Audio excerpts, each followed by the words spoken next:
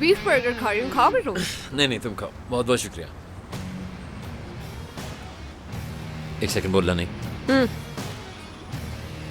अगर किसी के मुंह पे कुछ लगाओ, मसलन केचप वगैरह या क्रम्स वगैरह, तो मुझे उलझन सी होती है। वैसे उलझन तो तुम्हें हर दूसरी चीज से होती है। ये कमेंट सीरियस नहीं लूंगा। सीरियस ले लो कमेंट को।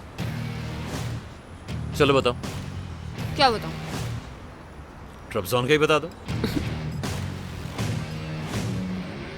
ट्रैपजॉन ये ब्लैक सी के पास है, एक बहुत मशहूर शहर है, तुम्हें वहां जरूर जाना चाहिए, बहुत खूबसूरत जगह है। अपने बारे में कुछ बताओ ना।